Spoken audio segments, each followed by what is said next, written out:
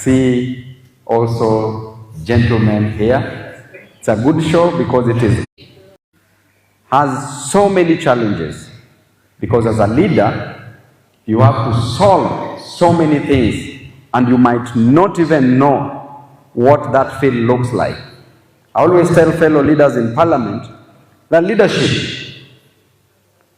is the most ignorant person in life. The most ignorant, and underline the word ignorant in capital. Why am I saying so? Because as a leader, you have a line, you have your profession.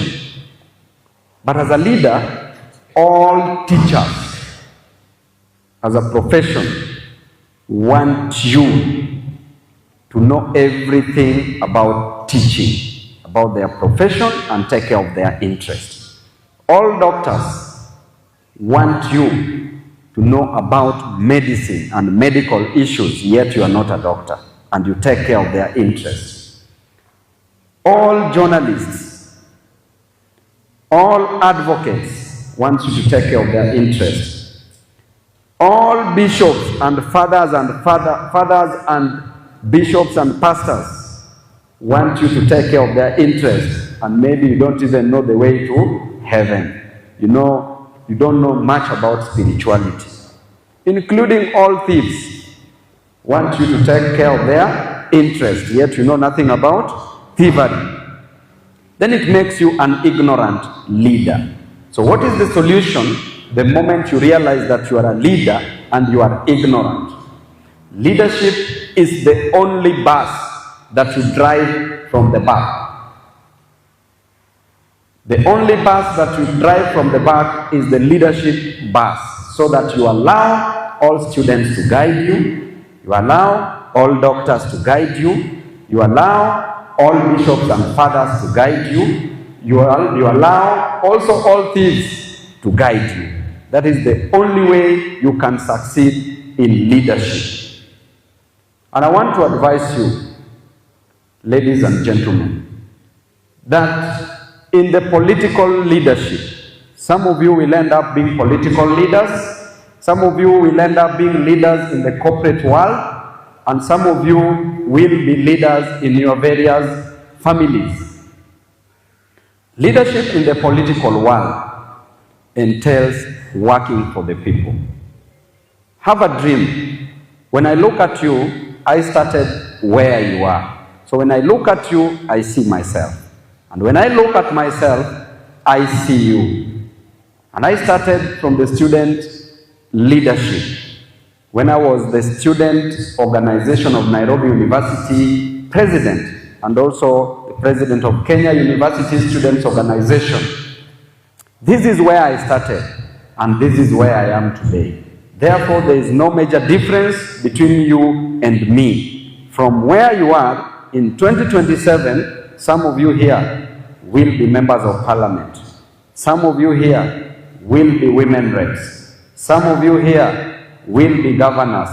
Some of you here will be MCAs. Some of you here will be CEOs. Some of you here will be great husbands and wives in their families. And therefore, what made me grow is what I did during my tenure as a president of the University of Nairobi. And what did I do? I focused on service delivery, and it was service to the students. When help delayed, we went to look for help where it is hosted, at the help offices. I no longer see that. As student leaders, you don't do that. This issue of Maandamano did not start yesterday.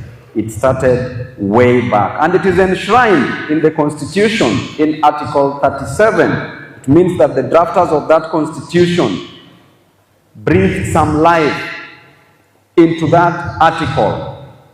And that article shows that you are expressing your grievance. Nowadays, help is delayed. Student leaders do nothing about it.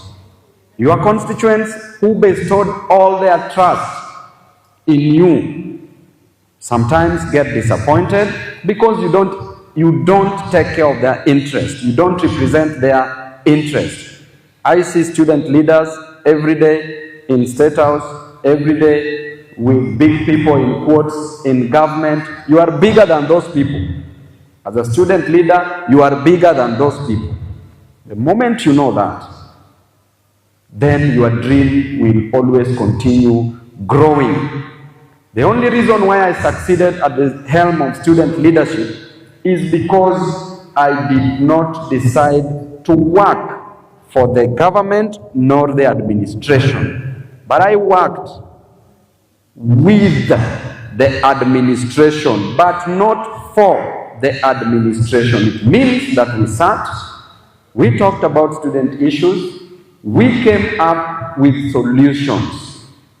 So as a student leader, do not rush so much into government. Those offices are always changed every electioneering cycle, or even before election comes.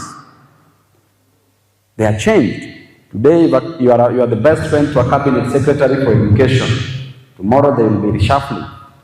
What will you say about that? So therefore, you need to focus about your constituents. That is the common denominator. Those constituents will never forget about you in the foreseeable future. Make sure that they get help on time. Make sure that if there are serious issues of university fee increment, father who is seated here, our mom, the assistant dean who is seated here, these are parents. You are our brothers and sisters. But if they can just open their hearts, they will tell you that it is very tedious and very hectic to educate a child. And therefore, if varsity fees is increased, so many people will drop out. So many people will not access education. What are student leaders doing about it? Is the right decision to go to State House? Just because you think State House is big, you are bigger than that State House. You are the one who makes that State House. So you should not rush there. I want you to open your eyes as student leaders, because tomorrow you will be judged by what you did as a student leader. So please work for the comrades. That is what I did. Because the next question you'd ask me is, Babu, how did you get there? How I got here is through hard work. As a leader, you must dream. Dream big. Dream and know what you're supposed to achieve next. What is your ambition? What is your vision? If dreaming is free, why don't you just dream? But dreams are just mere dreams if you don't focus, if you don't work hard. And there must be grit as you work hard. You must work hard towards your vision. That is the only way you will succeed. Are we together? So leaders, I know that you are going to be somebody in this nation. The ladies who are here, you need to lead the right way. You don't have to have all the solutions, all the answers to the challenges in life, but focus on progress rather than perfection. Focus on progress rather than perfection. Nobody is perfect. Just make sure you are moving. Better be moving. And I always say that if you can't fly, you better run. If you can't run, you better walk. If you can't walk, you better crawl. And if you can't crawl, you better roll. But you better be moving. Let's get moving. Now, the next type of leadership is leadership in our families. As a lady, what kind of a family do you want to lead? Because you as a lady, you must focus on providing leadership in the family. You as a man, you must provide leadership in the family. Because even the Bible says that if you can't manage a family, then you can't manage God's people beyond that, because there are many. So you must start by managing the basic unit, which is a family. As a lady, what type of a man, what type of choices do you want to make? Because in future, Either you are dating now, or you will date, or you will get married. Same to the gentlemen who are here. Same decision. What kind of a lady do you want in life? For ladies, make sure you get a man who can communicate with you. Make sure you get a man who is purposeful in life. Make sure you get a man who can provide in life. And provision involves two things: providing materially and providing emotionally. Are we together? And make sure you get a man who is prayerful. You don't have to be so religious like father, but just have a relationship with God. Are we together? But even if you can be religious, be religious. Are we together? Then, for our men, and then you must get a man who will respect, who will love you. A man who will love you. Ladies are meant to be loved. For ladies, you have to know that the only thing you do to a man is to tame his ego. If you can manage the ego of a man, you will take care of that man, you will control that man. For men, if you can manage the emotions of a woman, then that woman is all yours. Are we together? So for men, this is leadership. Are we communicating? For men, you have to get a lady who will submit. The Bible says that husbands, love your wives as Christ loved the church. And the same Bible tells the wives to submit to their husband. That submission is an act of respect. Show respect. Are we together? So get a lady who will respect you. That is very important. Ladies, men don't need love. Men need respect. And men, ladies don't need any other thing except